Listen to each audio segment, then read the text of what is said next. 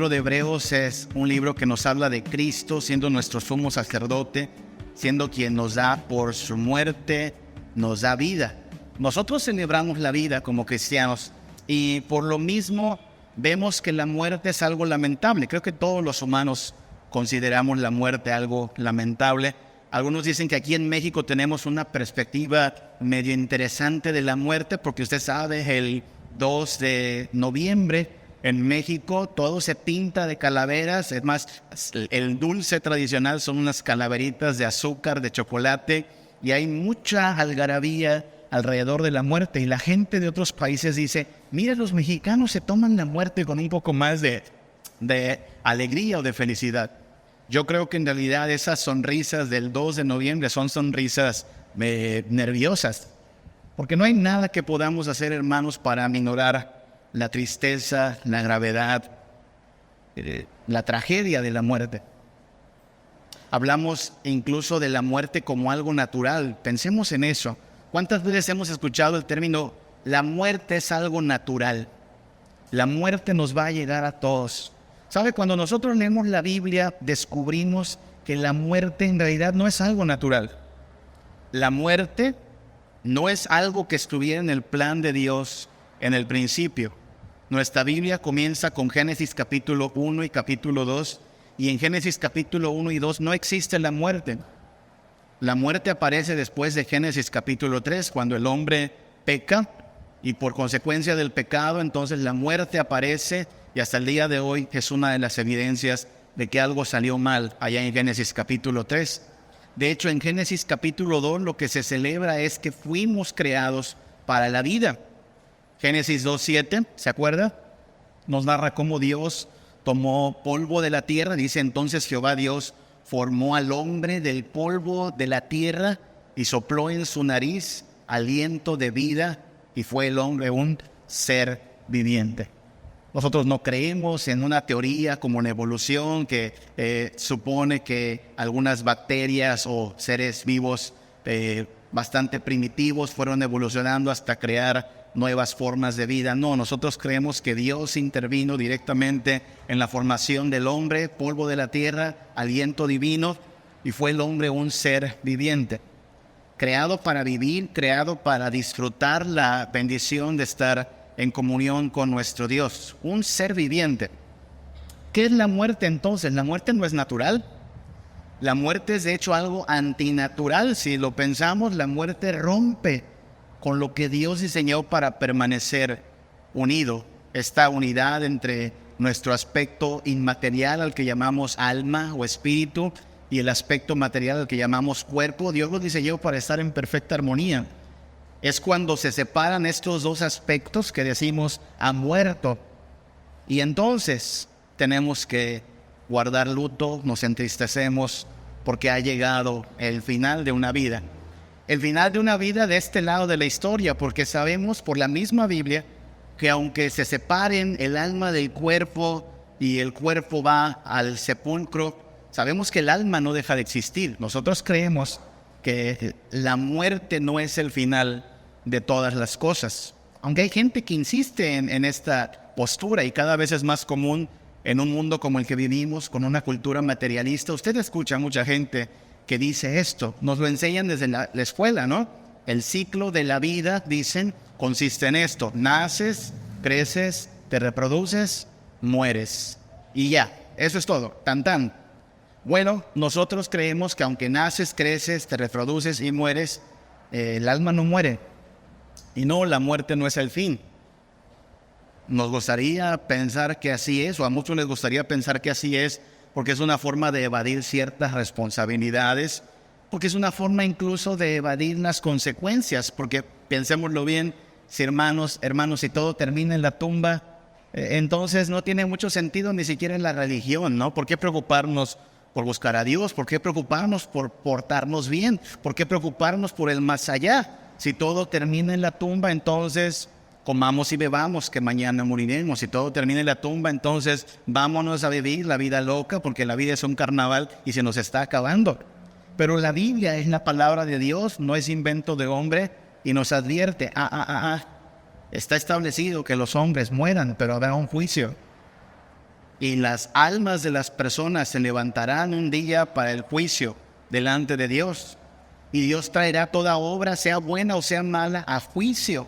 Y no, entonces se rompe aquella idea de que todas las personas cuando mueren descansan en paz, porque es una idea muy común también, ¿no?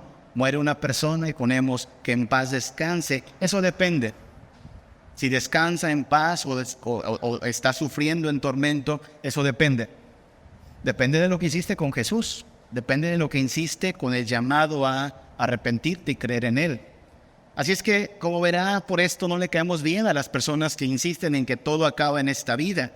Porque esta doctrina, que no es nuestra, sino revelada por Dios, pues zarandea esa falsa confianza de que hay que aprovechar solo la vida, todo lo que tenemos es en hoy, solo se vive una vez, así es que disfruta la vida. No, la vida es corta, pero la eternidad dura mucho, así es que más te vale invertir bien tu vida, porque las consecuencias de cómo inviertas tu vida van a determinar si tienes gozo eterno o tormento eterno.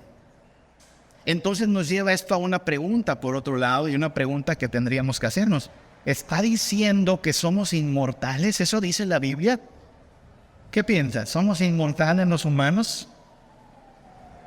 Porque si creemos que la muerte no es el fin, si creemos que el sepulcro no es la última estación en el ciclo de la vida, si creemos que en este momento todos aquellos que han muerto están en algún lugar, ya sea de tormento, ya sea de bendición, entonces estamos afirmando que somos inmortales. Bueno, sí, eso estamos diciendo. Le ha placido a Dios regalarnos el atributo de la inmortalidad. Es decir, no terminará nuestra existencia. Pero hay que aclarar unas cosas, porque no significa que esta inmortalidad nos pertenece del todo. Déjenme pongo un ejemplo, un poco burdo quizá, pero permítanme usarlo para demostrar un punto. Pregunta, ¿a usted le gusta el hielo congelado o derretido? ¿Cómo prefiere su hielo?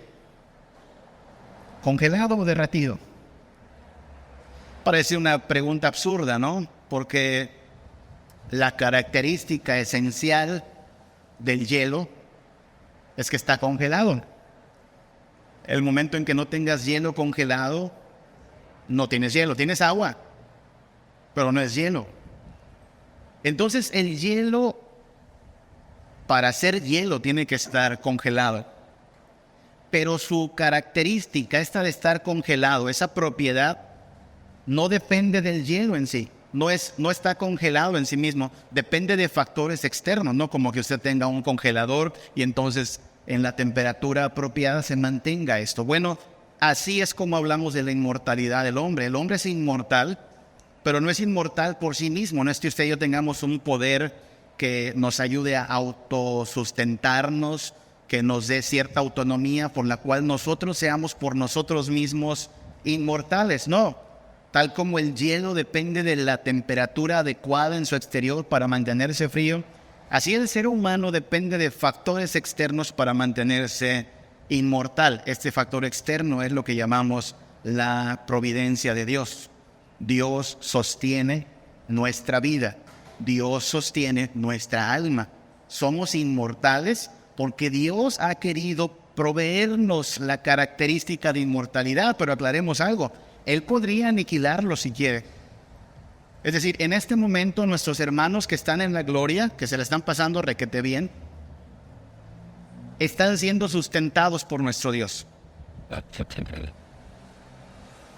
Tal como nosotros somos sustentados por nuestro Dios. Así es como la Biblia, aquí en Hebreos, por ejemplo, define el poder de Cristo. Cristo es el gran sustentador.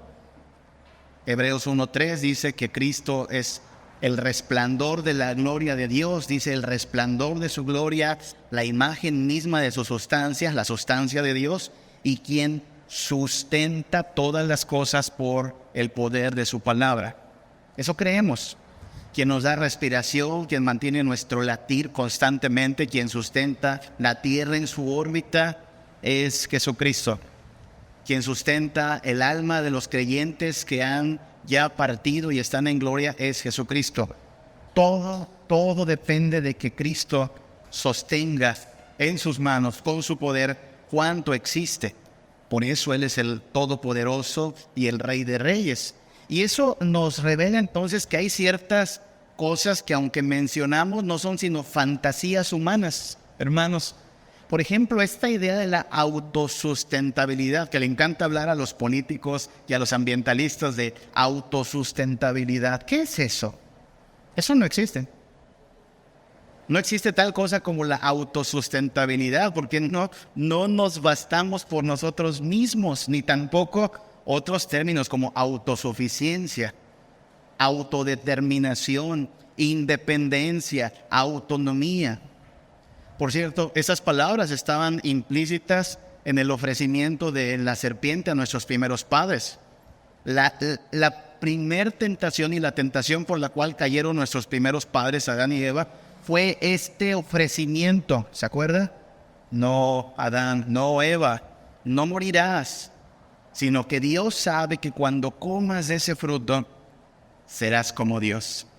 Tú vas a decidir lo que está bien y lo que está mal. ¿Qué le está ofreciendo Satanás a Adán y Eva en Génesis capítulo 3? La fantasía de ser autosustentable. Tú solito vas a poder. La fantasía de la autosuficiencia. No vas a necesitar de nadie. Tú solito te vas a bastar. La fantasía de la autodeterminación, la independencia y la autonomía. No vas a tener que rendirle cuentas a nadie. No vas a depender de nadie porque tú vas a ser tu propio Dios. Y lo creyeron Adán y Eva. Y parece que es la fantasía de todo ser humano. Queremos ser dueños de nuestra vida, autónomos e independientes, hasta que nos damos cuenta que en realidad no controlamos nada. No podemos ni controlar nuestra vida. La Biblia dice que solo Dios es autosuficiente. Cuando hablamos de inmortalidad, primera de Timoteo, capítulo 6, de 15 al 16, dice que solo Dios es bienaventurado y solo soberano, Rey de reyes y Señor de señores. Solo Él, el único que tiene inmortalidad. Para los mexicanos nos late mucho la idea de aquel señor que cantaba "Pero sigo siendo el rey", ¿se acuerda? Ese charro con su sombrerote cantando muy valiente, "Sigo siendo el rey". Por cierto, ya muerto el señor, ¿no? ¿Dónde quedó el rey? No. Es que el ser humano puede decir que es rey tanto como quiera, pero según la palabra de Dios y la revelación divina, el único que es y será Rey de reyes y Señor de señores, el único que tiene inmortalidad es nuestro Señor. Todos los demás somos dependientes de Él. No somos autónomos, no somos autosuficientes. Mire que nos damos cuenta de ello cuando vemos que en el norte hay escasez de agua. ¿Ha visto que hay escasez de agua en el norte? Y el hombre, con toda su tecnología y con todo su avance, tiene que depender de que Dios tenga misericordia y nos mande un poquito de lluvia. No somos autosuficientes ni autónomos para algo tan sencillo como respirar y ver latir nuestro corazón. Dependemos de Dios. Así es que nuestra salvación, nuestra redención, depende de que nos despojemos de esta arrogancia, de esta falsa autonomía y vengamos a Cristo y le digamos: "Me rindo". Estamos hablando de eso a la luz de Hebreos, ¿no? Venir a Cristo no es un venir a Cristo con nuestros méritos, diciendo: "Dios, me porto muy bien, merezco que me bendigas". No es venir a Dios diciendo: "Dios, soy una buena persona, así es que déjame entrar al cielo". Nadie de nosotros merece el cielo. Si merecemos algo es el infierno. Puede inventar tanto como quiera que somos buenos. Usted y yo sabemos que no somos buenos en realidad. Así es que la vida cristiana comienza no con un acto de arrogancia diciéndole a Dios: "Dios, me merezco que me tomes en cuenta para entrar al cielo, tengo un currículum destacable". No, la vida cristiana comienza con un acto de humillación, postramiento y sometimiento al Señor, diciendo: "Yo me rindo. Ya intenté ser mi propio rey, ya intenté encontrarle sentido a mi vida". De hecho, hemos estado hablando de cómo esta rendición es reconociendo que sin Él estamos extraviados, ¿verdad?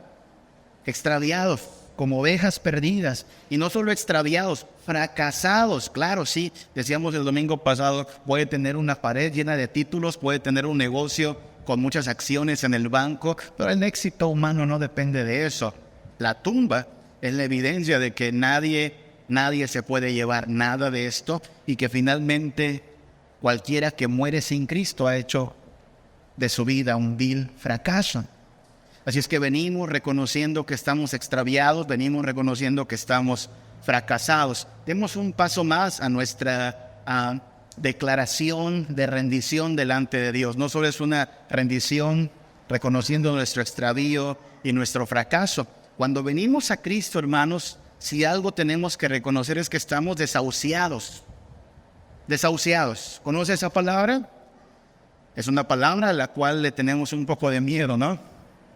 El día en que un doctor nos diga, Señor, mire, lo intentamos, se hizo lo que se pudo, pero es momento de que vaya a su casa y aproveche, disfrute los últimos días que le quedan.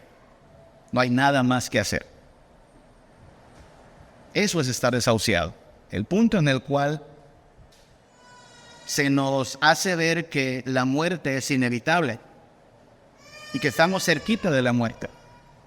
Nada más que hay que hacer una reflexión aquí, ¿no? Porque generalmente pensamos en alguien desahuciado cuando está hacia los últimos días de su vida. Decimos, ay, pues ya le queda poquito, ya el doctor no es que lo dio de alta, no lo da de alta, pero lo manda a su casa a descansar. ¿Se acuerda de alguna persona que estaba en esa situación? Quizá algún amigo, algún familiar. Es más, ya hasta nos dejan comer lo que queramos, ¿no? Ha habido gente que después de tanto cuidado, después de tanta medicación, el doctor en un acto de compasión dice, denle lo que se le antoje ya, que disfrute. Ay, no sé si es como para festejar eso, ¿no? Pero haciendo una reflexión a fondo, hermanos, ¿qué nos diferencia a nosotros que hoy estamos aquí sentados, vinimos por nuestro propio pie, al rato vamos a comer con la familia, nosotros y alguien que hoy está en la condición de desahuciado? ¿Qué tanta es la diferencia? ¿Habrá mucha? ¿O es solo cuestión de tiempo? Porque cuando consideras que la vida del hombre es bastante corta, ¿no? La Biblia dice que somos como una neblina que muy pronto se desvanece. Somos como la hierba que en la mañana es cortada y en la tarde ya se secó. ¿Qué marca la diferencia entre alguien que hoy salió a correr y está cuidando su salud y alguien que hoy está en la sala de cuidados intensivos? ¿Cuál es la diferencia? ¿Tiempo? Solo tiempo. Porque, hermanos, es un hecho que tan pronto nacemos, comienza una cuenta regresiva hacia el sepulcro. No nos gusta pensar en ello, es duro, y solo por eso es importante aprovechar la vida que Dios nos da. Pero si lo piensa, después de Génesis capítulo 3, en un sentido, todos estamos desahuciados. Una vez que entra el pecado, entra la maldición, entra la muerte, es cuestión de tiempo para que todo ser viviente termine en la tumba. Si eso no es estar desahuciado, entonces a lo mejor el concepto hay que redefinirlo, porque, insisto, claro, enfermamos y nos dan ciertos cuidados y nos vacunamos y viene una pandemia y damos gracias porque nos preservó la vida del Señor. Pero, hermanos, es cuestión de tiempo. No está aquí usted hoy para entristecerse, pero tampoco para que yo le diga mentiras, ¿verdad? Y usted tiene que saber que se acerca el día en que Cristo venga, pero es muy probable también que antes de que Cristo venga, algunos de nosotros seamos ya llamados a su presencia. Es parte de lo que ocurre después de Génesis capítulo 3. De hecho, en Génesis capítulo 3 el Señor lo dice con estas palabras. Génesis 3:19, con el sudor de tu rostro comerás el pan hasta que vuelvas a la tierra, porque de ella fuiste tomado, pues polvo eres y al polvo volverás. Ya está, o sea, no son nuestras reglas, así lo puso Dios, pecaste, fuiste irresponsable, Adán, ahora tienes que sufrir las consecuencias. Tú te lo buscaste, no solo Adán, sino que este Adán, nuestro primer padre, que no fue un muy buen padre, por cierto, pues nos acarrea esta condenación hasta nuestros días, es lo que dice Romanos 5:12.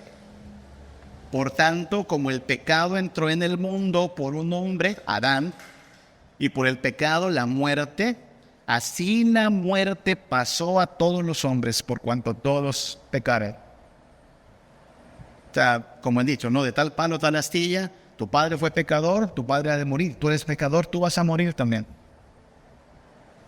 Puede el ser humano negarlo, puede evadirlo, puede hacerse calaveritas de chocolate y de azúcar, puede disimularlo, puede incluso musicalizarlo. Hace un par de años, cuando empezaba la pandemia, hasta se hizo viral esta forma de allá de África de hacer una coreografía con un ataúd, ¿no? Y todo el mundo, mira qué divertido.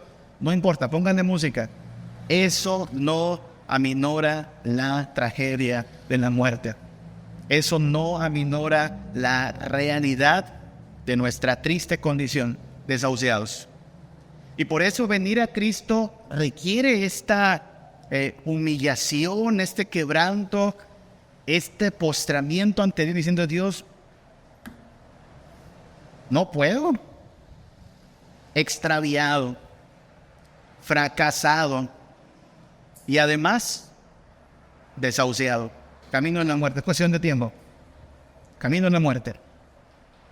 No hay nada que alardear, se da cuenta todo el humanismo que trata de encumbrar al hombre con aquello de tú puedes, tú eres lo máximo, tú eres un ganador. El panteón está lleno de gente que se creyó esas cosas y se le acabó la vida. Así es que necesitamos entonces, se da cuenta, ser expuestos a la terrible condición humana para decir: caray, no soy tan fuertototote como creo, no soy el rey, resulta que la vida sí tiene un final y resulta que necesito a alguien más fuerte que yo porque si no mi vida fue un vil desperdicio. Y es entonces donde la Biblia, después de darnos este triste diagnóstico, nos dice: ¿ves por qué necesitas a Cristo? ¿Ves por qué? Sin Cristo no es posible decir que tienes vida, porque entonces el Evangelio abre con las buenas noticias de que el Hijo de Dios, nuestro Señor, viene a nosotros y nos da su bendición. El Hijo de Dios viene a nosotros encarnado, solidario, sacrificial, soberano, glorioso, y viene a buscar y a salvar lo que se había perdido, lo que el hombre echó a perder. Y él podía tener todo derecho a decir: pues ahí se ven, ¿para qué lo echan a perder? No, él dice: vamos a rescatarlo. Vamos a rescatar lo que se perdió. Vamos a rescatar lo que el pecado arruinó.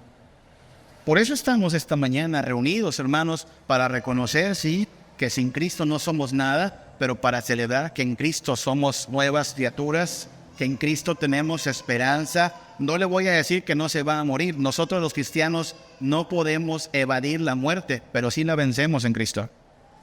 No podemos escapar de la muerte, pero sí la derrotamos en Cristo.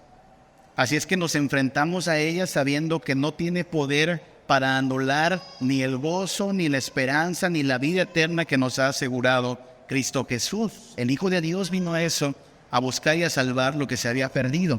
Vamos al libro de Hebreos capítulo 2, versículos del 14 al 15. Solo 2 versículos para comenzar un poco a cerrar esta idea de nuestro Señor como aquel que le pone remedio a nuestra condición de desahuciados. Es un hecho que necesitamos un mediador, porque nosotros solitos no podemos. Necesitamos un abogado, un intercesor, un sumo sacerdote. Dice Hebreos 2:14 al 15.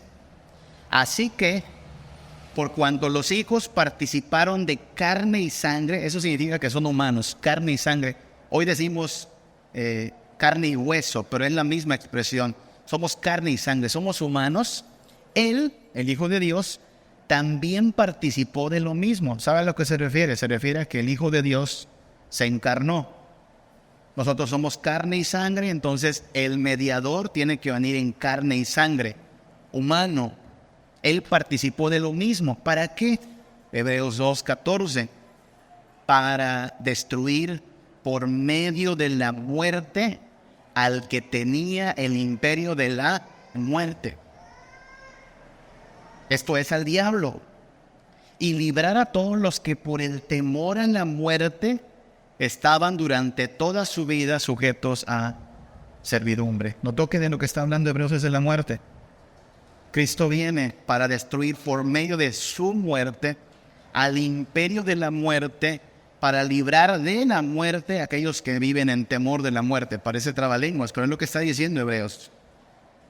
Y si lo piensas, es el gran temor de los seres humanos, la muerte. Aprendimos a tener un poco más de respeto a la muerte en estos 2 últimos años, ¿no?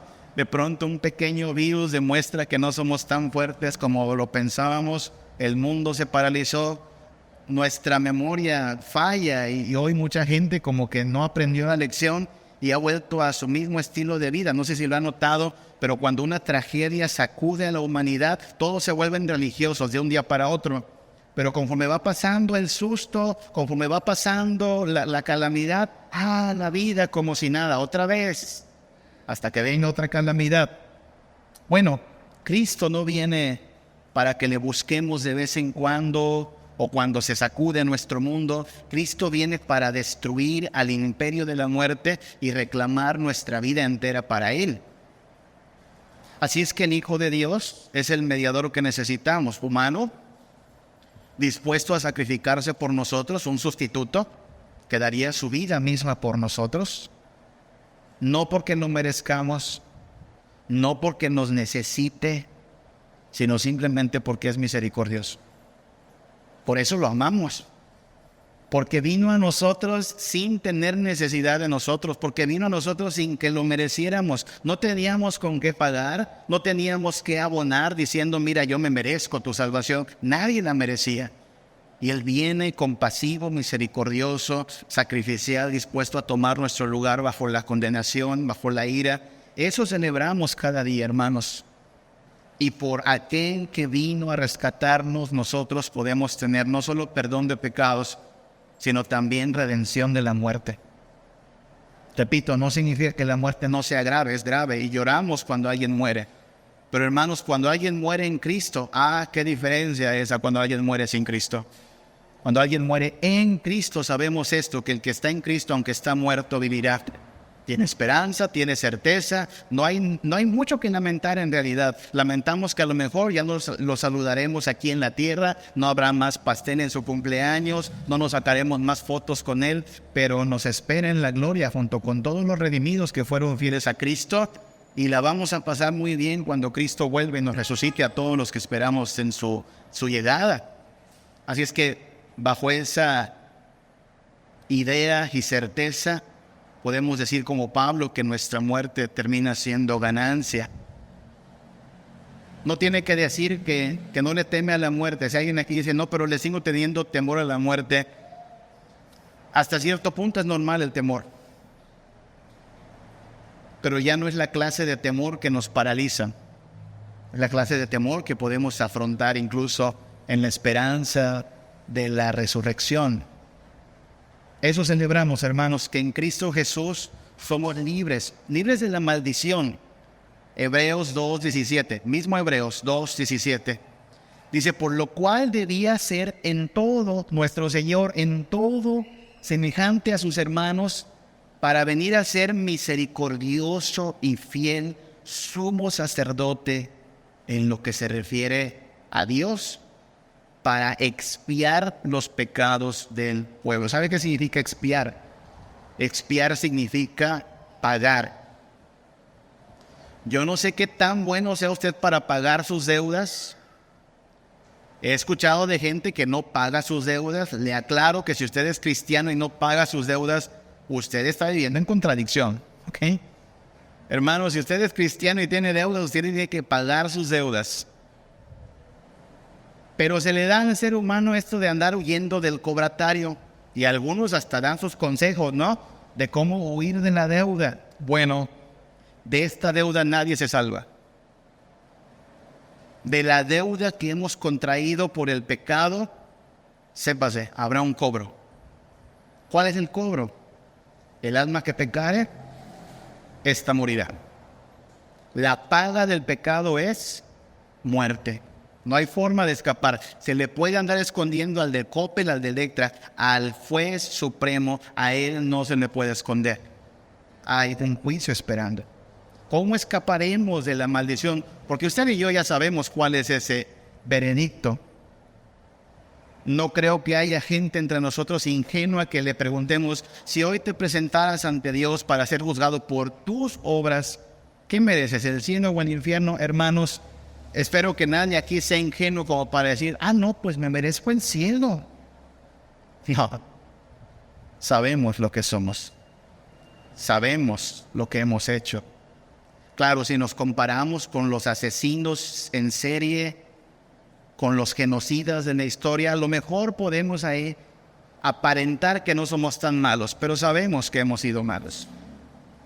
Así es que no es algo así como, pues a ver cómo salimos en el examen. No, hermano, de entrada estamos reprobados. La única forma de escapar de la condenación, de la maldición y de la ira de Dios es a través de que Cristo haga sustitución por nosotros. El perfecto hombre e hijo de Dios que nunca ha pecado, tomando nuestro lugar, recibiendo la condenación. Por Él nuestros pecados son expiados. La deuda eterna con la ley de Dios es saldada. Por eso estamos agradecidos con nuestro Señor Jesús, porque ha hecho lo que para nosotros era imposible. La eterna deuda por la cual estábamos malditos, pagada. No con oro, no con plata, no con dólares, con su preciosa sangre muriendo en la cruz. Somos libres no solo de la maldición de la ley, sino también somos libres del diablo. La Biblia dice en muchas ocasiones que a partir de que somos pecadores, somos constituidos en hijos del diablo. La serpiente hizo de las suyas en Génesis 3, y desde entonces todo aquel que comete pecado es esclavo del pecado.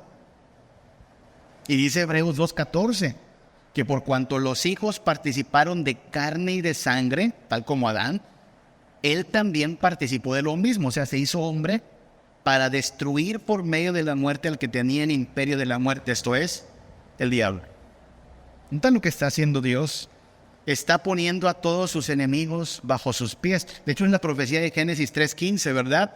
Un descendiente de la mujer vendría y aplastaría la cabeza de la serpiente. Y en la cruz del Calvario, eso es lo que dicen los apóstoles, ¿no? Despojando a los principados y a las potestades, los exhibió públicamente, triunfó sobre ellos en la cruz. Eso celebramos los cristianos. El diablo no tiene más poder sobre nosotros, no es más nuestro Padre. Por la fe en Cristo Jesús somos hijos de Dios. Y cuando oramos, ¿no? Por eso decimos, Padre nuestro que estás en los cielos, ¿qué más decimos? No nos dejes caer en la tentación, líbranos del maligno. Recuerde que la traducción del término sería maligno, líbranos del maligno. Hebreos 2:18 dice algo en la misma sintonía. Dice que por cuanto Él mismo, o sea Jesús, padeció siendo tentado, es poderoso para socorrer a los que son tentados. Que nadie entre nosotros, si se dice cristiano, le eche la culpa al diablo de sus pecados, hermanos, ¿ok? No pasa así. No hacemos eso. No puede usted decir, el diablo me hizo ser chismosa, el diablo me hizo ser adúltero, el diablo me hizo ser ladrón. No, el diablo no hace ser pecador a nadie. El pecado es nuestro. Pero el diablo sí nos tienta. Y sus tentaciones pueden ser muy engañosas. Pero en Cristo Jesús somos socorridos en la tentación. Hebreos 2:18 dice que es poderoso para socorrer a los que son tentados. Eso también nos dice algo. Nosotros estamos en proceso de santificación, ¿verdad? Y espero que el Señor nos esté ayudando a apartarnos del pecado. Pero al final del día, hermano, hermana, si usted se pudo apartar del pecado, si usted pudiendo decir palabras malas, contuvo su boca, si usted pudiendo practicar la perversidad, contuvo sus pasos, al final del día, sépase, no es que usted sea una persona muy fuerte, muy capaz, de mucha voluntad. ¿Quién nos da el poder para huir de la tentación, para soportar la seducción del pecado? Toda la gloria, y el único que merece la gloria por eso es Cristo, porque Él es poderoso para socorrer a los que son tentados. Por eso en Él podemos soportar, resistir y huir de la tentación. Somos libres del temor. El temor. De pronto en la pandemia o tras la pandemia se descubrió que el índice de ansiedad, de estrés, de preocupación se ha elevado en la tierra. Mucha gente está experimentando niveles de ansiedad que no le dejan dormir, que le estresan, que le da insomnio, gastritis, colitis, todas esas cosas. Producto de ese temor. Tenemos tantas cosas buenas, pero al mismo tiempo tantos temores. La buena noticia es que Cristo Jesús nos libra incluso del temor. Hebreos 2:15 dice que Cristo puede librar a los que por el temor de la muerte estaban durante toda su vida sujetos a servidumbre. Note que no dice directamente la muerte, sino que antes de la muerte viene el temor. ¿No es acaso lo que mucha gente experimenta? Temor, ¿temor a qué? Al desenlace, pero mientras llega ya están consumiéndose en vida, no duermen, no tienen paz, no tienen consuelo o tratan de buscar consuelo donde definitivamente no lo van a hallar. Tienen que saber que el único que libra de temor, de ansiedad, de angustia es Cristo. Muchos aquí me han contado de eso, hermanos. Algunos de ustedes me han contado cómo alguna ocasión dependían de una pastilla, dependían de un ansiolítico, dependían de un medicamento, pero de pronto el Señor fue más fuerte que el efecto del medicamento y gracias a Dios, algo pasó, que ya no necesito el medicamento, que ya no necesito estar sedado. ¿Qué pasó? Esto pasó. Cristo fue más poderoso que el temor y Cristo nos ha hecho descansar. No es que el temor se vaya del todo, pero nos ha fortalecido. E incluso podríamos decir que estamos listos para morir si el Señor así lo quiere. Porque la esperanza y la fortaleza de Cristo nos ha librado del temor, porque finalmente cuando Él ha vencido la muerte, hermanos, pues todo temor ha sido reducido. Porque en Cristo somos libres de la muerte. Hebreos 2:14, así que por cuanto los hijos participaron de carne y sangre, Él también participó de lo mismo para destruir por medio de la muerte al que tenía el imperio de la muerte, esto es el diablo. Es la razón por la cual nos reunimos domingo a domingo como cristianos, ¿verdad? ¿Por qué el domingo? Para el domingo el sepulcro estaba vacío. Para el domingo la muerte había sido anulada en victoria. Para el domingo nuestro Señor se había levantado victorioso.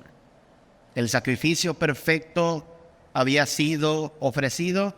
La ira del Padre había sido derramada sobre Él. No hay más condenación para los que están en Cristo Jesús. Henos aquí celebrando la vida. Henos aquí celebrando que el Señor nos ha sustentado. Henos aquí afirmando que si vivimos para el Señor vivimos. Si morimos para el Señor morimos. Sea que vivamos o que muramos, estaremos bien. Claro, nos cuidamos, tampoco somos negligentes. Tomamos medidas porque queremos administrar bien la vida que el Señor nos da. Pero ya no nos desespera tanto el anticiparnos a lo que está en manos de Dios. Sabe Dios cuándo nos va a llamar, sabe Dios cuándo nos va a tocar, presentarnos delante de Él. Y si estamos cubiertos por la gracia y la sangre de Cristo, presentarnos ante Dios no va a ser para condenación, sino para gozo y dicha eterna en su presencia. Eso lo cambia todo, hermanos. Este evangelio de Cristo lo cambia todo. Donde otros tratan de aferrarse a la vida y sus cosas y los juguetes que han podido adquirir, o el dinero, o la fama de esta tierra, nosotros sabemos que Bueno, estas cosas hay que disfrutarlas, ¿no? Tu vida, tu sueldo, tu casa, disfrútelas, se vale. Pero no nos aferramos a ello porque nuestra ganancia no está en esas cosas. Nuestra ganancia está más allá de esta tierra. Hay quien dice que a los cristianos les falta ambición, ¿no? Les falta ambición a los cristianos. No, no nos falta ambición. Ambicionamos algo mucho mejor que esto que es pasajero. Y por eso venimos a Cristo, reconociendo eso, que nos rendimos porque sin Él estamos extraviados, sin Él estamos perdidos. Así es como venimos a Cristo, reconociendo una cosa: estamos desahuciados, Señor. Estamos desahuciados, nos vamos a morir. Y si nos morimos sin tu Hijo Jesús, vamos a condenación. Pero tenemos nuestra fe en Cristo Jesús, sabiendo que Él tiene misericordia de los que se acercan a Él y le piden perdón y auxilio y ayuda. Y Él es poderoso para socorrernos si nos humillamos, si nos rendimos ante Él. Por eso es importante esta afirmación constante. En Cristo los desahuciados tienen perdón de pecados, libertad del temor, libertad del diablo, libertad y poder para soportar la tentación y libertad de la muerte. Si usted conoce algo mejor que Cristo Jesús, comuníquelo. Si conoce un Dios que tenga mejores garantías que estas, comuníquelo y vamos tras ese Dios. Pero 2000 años de iglesia en la tierra nos han demostrado una cosa: solo este Cristo salva. Solo este Cristo da vida y vida en abundancia. ¿A quién más iremos? No sé usted, pero los cristianos vamos a venir a Cristo Jesús, nos vamos a aferrar a Él y vamos a confiar en Él hasta que Él disponga que estemos aquí en la tierra. Y sabemos que cuando llegue el fin no será pérdida, estaremos mucho mejor, porque en Cristo Jesús tenemos vida y vida eterna. Mi Señor, yo te doy gracias, porque llevas tú mis cargas. Mi tesoro es tu fidelidad, y por eso canto yo, bendito tu nombre, Señor, bendito tu nombre, Señor, tu nombre bendeciré por siempre. Bendito tu nombre, Señor. Refugio y sombra eres tú, yo te alabaré por siempre. Consuelo y fuerza eres tú, y yo te alabaré por siempre. Refugio y sombra